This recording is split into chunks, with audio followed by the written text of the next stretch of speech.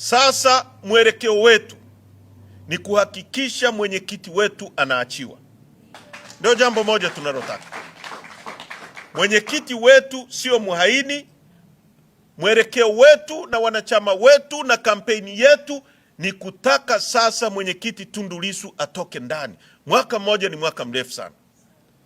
Hapa duniani ni Mungu anatuweka hapa na yeye ndiye anayetupa siku za kuishi hapa. Mtu mmoja akikanyaga hata lisali moja la kwako hawezi kukurudishia hilo lisaa. Achilia mbali siku. Hakuna mtu miongoni mwa hao watu wanaomshikilia Lissu ambaye anaweza kumrudishia mwaka wake ambao amemshikilia mle ndani. Huo mwaka umepita kwa uharibifu, kwa uongo.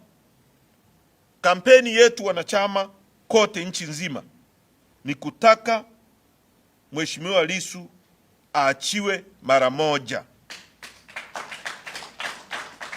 awe huru,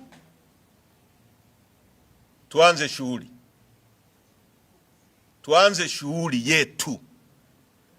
Na sisi kama tulivyosema, hatuna jambo dogo. Sasa mwelekeo wetu ni kuhakikisha mwenyekiti wetu anaachiwa. Ndio jambo moja tunalotaka. Mwenyekiti wetu sio muhaini. Mwelekeo wetu na wanachama wetu na kampeni yetu ni kutaka sasa mwenyekiti Tundu Lissu atoke ndani. Mwaka mmoja ni mwaka mrefu sana. Hapa duniani ni Mungu anatuweka hapa na yeye ndiye anayetupa siku za kuishi hapa. Mtu mmoja akikanyaga hata lisali moja la kwako hawezi kukurudishia hilo lisaa. Achilia mbali siku. Hakuna mtu miongoni mwa hao watu wanaomshikilia Lissu ambaye anaweza kumrudishia mwaka wake ambao amemshikilia mle ndani.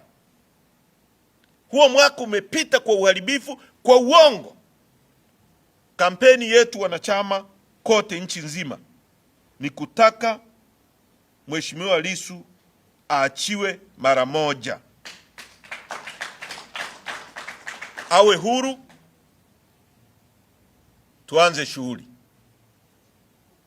tuanze shughuli yetu.